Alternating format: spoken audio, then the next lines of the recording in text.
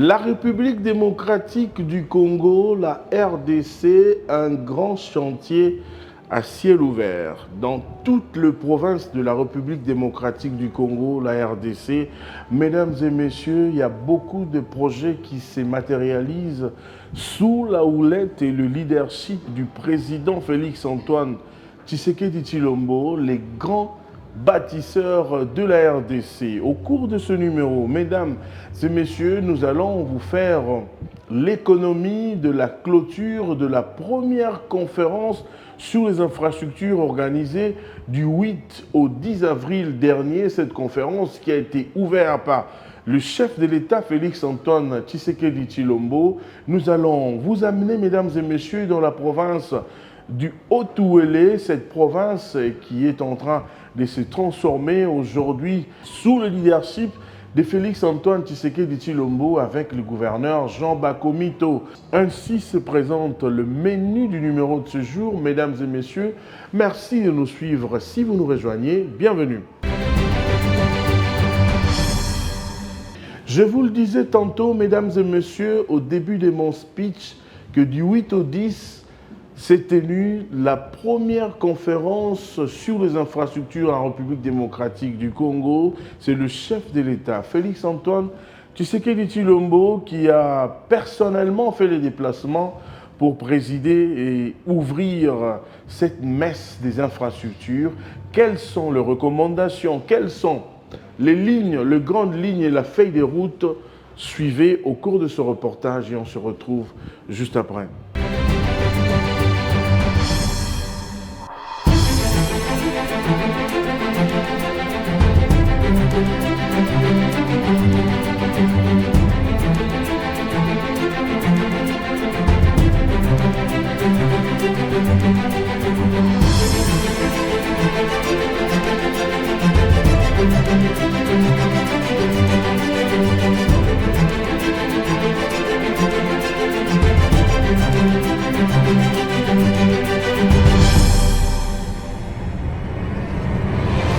Nous tenons à rendre hommage à celui qui a initié et qui conduit la croisade dans les domaines des infrastructures, à savoir Félix-Antoine Tshisekedi Tshilombo, chef de l'État.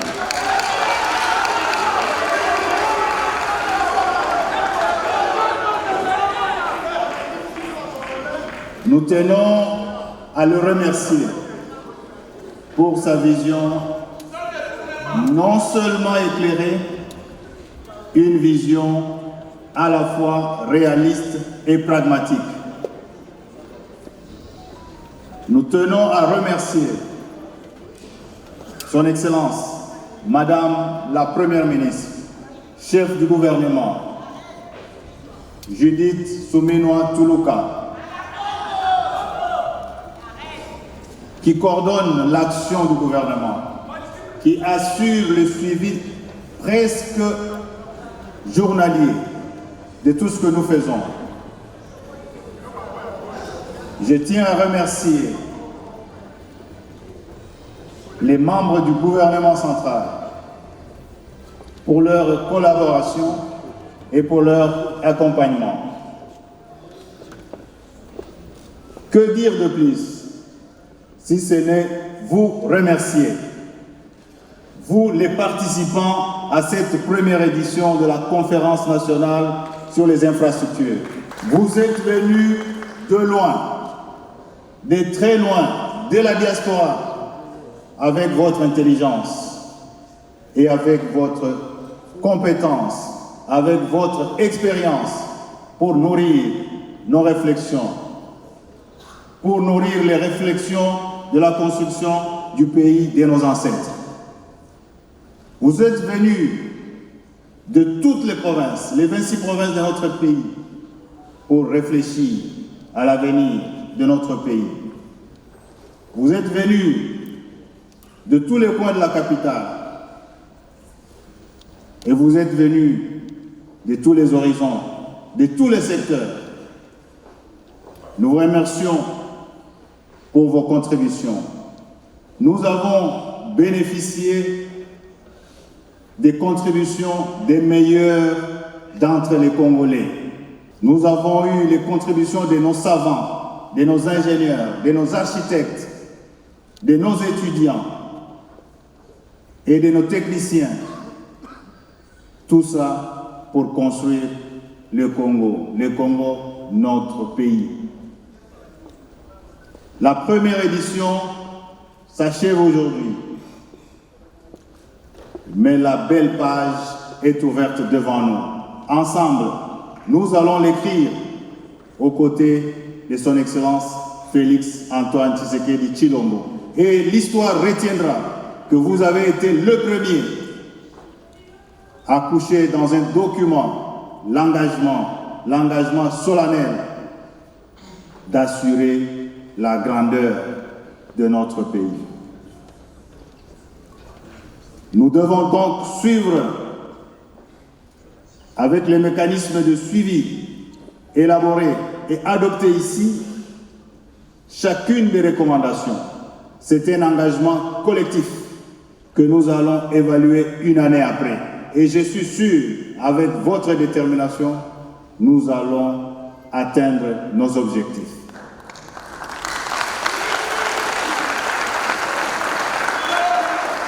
Chers participants, nous comme État, nous ferons notre part. Les réformes, nous allons les engager et de manière courageuse et totale et surtout profonde pour changer le destin qui est devant nous.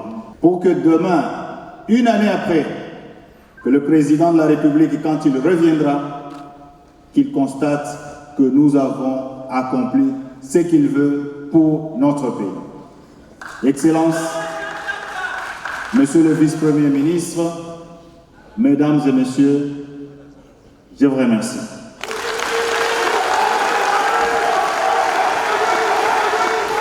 Nous voici arrivés au terme de la première édition de la Conférence nationale sur les infrastructures et travaux publics, dont les travaux se sont tenus à Kinshasa du 8 au 10 avril 2026 sous le thème « Infrastructures durables et innovantes vers un système moderne et compétitif ». Il s'agit là effectivement d'un impératif de survie économique pour la République démocratique du Congo, notre cher pays. L'importance de ce forum est telle qu'il a nécessité son lancement par son Excellence, Monsieur le Président de la République, chef de l'État, Félix Antoine Tshisekedi Tshilombo, qui, dans son discours d'ouverture, a rappelé pleinement sa vision du secteur, avec, entre autres affirmations, les infrastructures dans leur diversité, routes, rails, voies d'eau, énergie, numérique, écoles, hôpitaux, etc., sont un support indéniable et incontournable du développement. Les infrastructures sont un symbole de souveraineté. Une connectivité plus accrue permettra à chaque zone, à chaque province de la République démocratique du Congo de quitter l'enclavement et de transformer ses potentialités en richesses effectives. Les infrastructures logistiques modernes sont nécessaires pour capitaliser notre position géographique au centre de l'Afrique en véritable hub multimodal et multinodal. Bâtir ne suffit pas, mais il faut bâtir mieux, durablement et de façon innovante. Par sa communication, le chef de l'État a voulu inciter l'intériorisation des préalables pour le changement des paradigmes dans le secteur des ITP, afin de passer de la culture de réparation à un changement systémique, et ce, avec l'implication à tous les niveaux, central, provincial et local, et aussi avec tous, à savoir les acteurs étatiques pour réguler le secteur. les privés pour l'exécution de travaux, voire au travers des PPP, les universitaires pour la recherche et l'innovation dans les secteurs, la diaspora congolaise pour de nouveaux apports. En vue de tracer une feuille de route claire pour la période 2026-2050, avec dans l'immédiat, d'ici 2027, le lancement des réformes, la digitalisation du suivi et l'harmonisation des prix, les orientations du ministre des Infrastructures et Travaux publics ont permis de mieux guider les participants avec les repères tels que viser des réseaux terrestres durables et résilients selon les besoins effectifs de notre pays. Il est heureux de constater que les objectifs de cette conférence ont été atteints. En ce sens que l'on dispose d'une feuille de route, des actions à mener en vue de faire de la RDC un véritable hub de connectivité intra-africaine selon la vision de la plus haute autorité du pays. En plus, les uns et les autres, acteurs du gouvernement central, provinces, secteur privé, bailleurs de fonds, partenaires techniques et financiers, sociétés civiles, ont tous signé la déclaration de Kinshasa, témoignant d'un engagement à œuvrer ensemble en vue de l'endemain meilleur pour la République démocratique du Congo, qui se veut un havre de paix et de prospérité pour tous, sans hypothéquer l'avenir de sa population. Mesdames et messieurs, dans cette satisfaction, je voudrais remercier tous les panélistes, les participants et les équipes d'organisation pour le travail abattu. Ensemble, puissiez-vous trouver la pleine satisfaction dans l'accomplissement des tâches qui ont été vôtres en ces instants.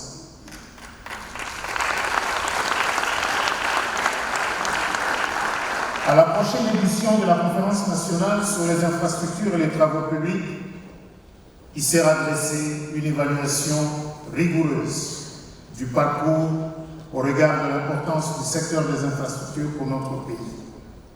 C'est la raison pour laquelle le gouvernement a toujours un regard particulier sur la construction des infrastructures, lesquelles constituent une sérieuse part du plan d'action du gouvernement.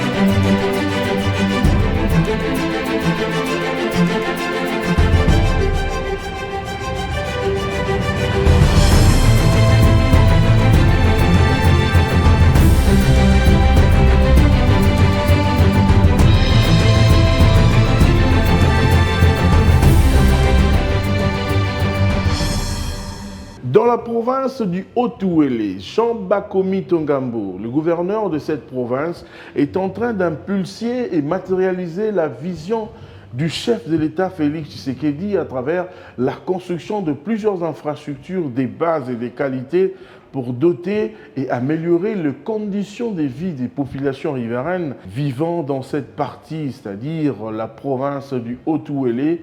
Le chef de l'État, lors de la conférence sur les infrastructures, a eu des explications de ce gouverneur Jean Bakomito, où il a visité les stands de la province du Haut-Ouélé. Mesdames et messieurs, je vous propose ici un résumé, c'est-à-dire un condensé de quelques ouvrages que nous avons pu sélectionner pour vous faire voir le travail que ce gouverneur est en train de faire dans cette partie de la République démocratique du Congo. Jean Bakomito, élève de Félix-Antoine Tshisekedi, qui matérialise sa vision dans la province du Haut-Ouélé. Regardez ce résumé que la réalisation vous propose et on se retrouve juste après.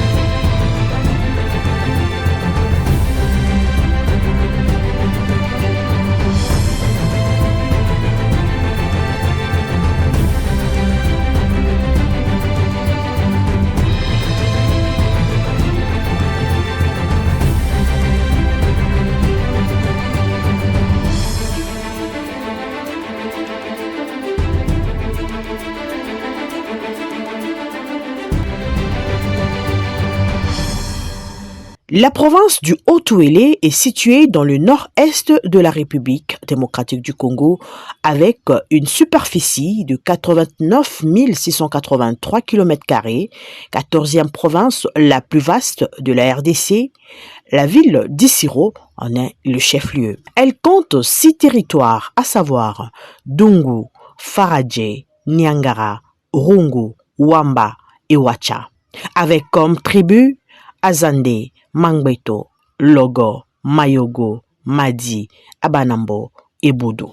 Cette province du Haut-Ouélé est dirigée actuellement par le gouverneur Jean Bakomito, qui est déterminé à son émergence 60 ans après, sous l'impulsion du chef de l'État Félix-Antoine Tshisekedi Tshilombo. Voici les réalisations du gouvernement provincial actuel du Haut-Ouélé, la province de la Bienheureuse à Noalité. Plusieurs voiries de la ville d'Issiro ont été asphaltées et d'autres en terre battue. Le boulevard Félix Tshisekedi, asphalté.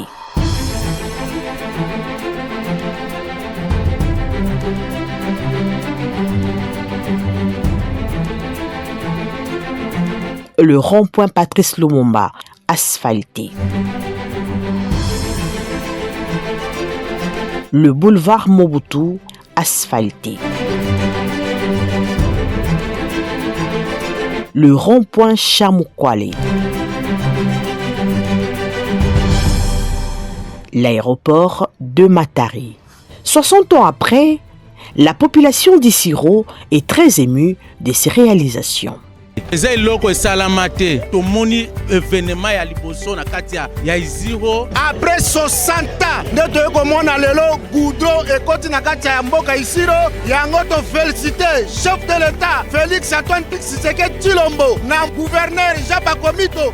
Très content na komona oyo esalema mpona biso lokola goudron oyo papa na biso Bakomito osala na ndingisa ya papa mokonzi ya mboka papa Faci Beton vraiment zepeli na mosala.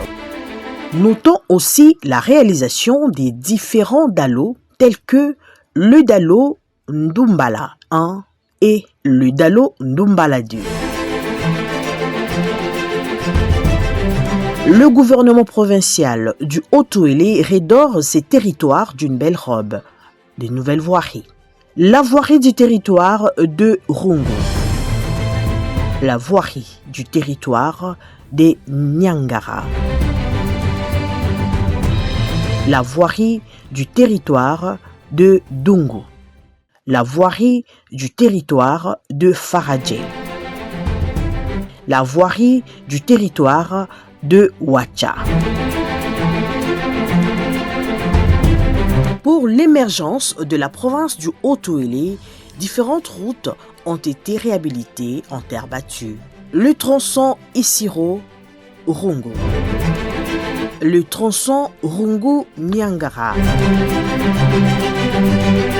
le tronçon Rungu-Faradje, le tronçon Faradje-Aba, le tronçon Faradje-Wacha,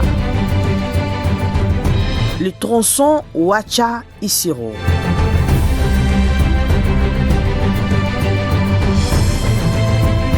le tronçon Isiro-Wamba, le tronçon Isiro-Neizo. La population salue cette innovation.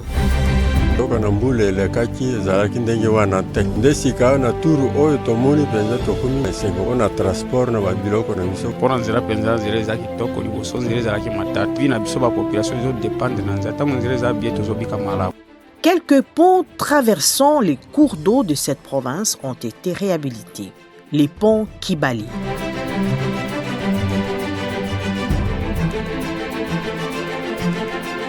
le pont Bomokandi,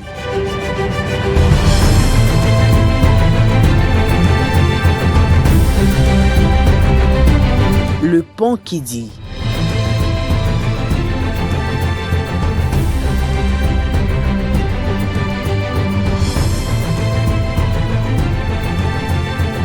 et le pont Embo.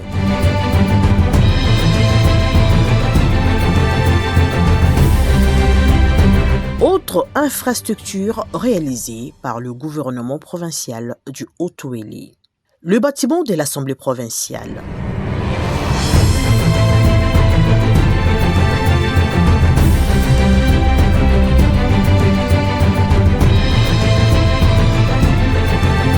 Le palais de justice, la morgue d'Isiro, le bâtiment universitaire de l'Ouélé, l'ISP Isiro, le bâtiment ITAV Isiro, l'école Evasa de Dungu, l'Institut d'Ibambi de Wamba, l'Université de Wamba, la prison centrale d'Isiro,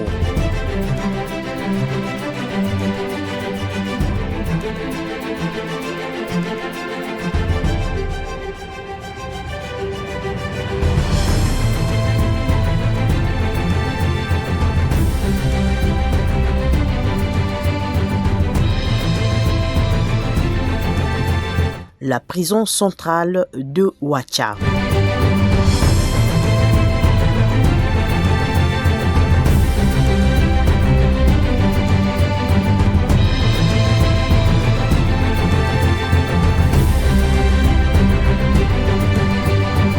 l'hôpital général de référence de Wacha, la prison régionale d'Isiro,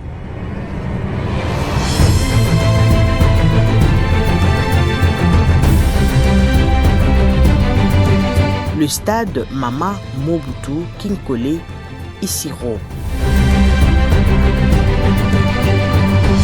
le stade de Dungu.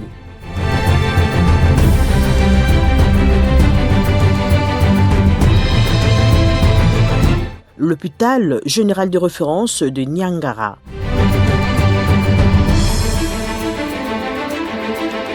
L'hôpital général de référence de Rongo.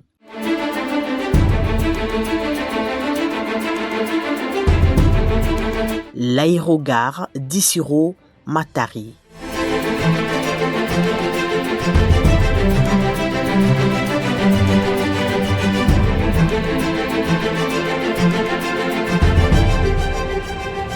La province du Haut-Ouélé émerge. Territoire de Ouacha.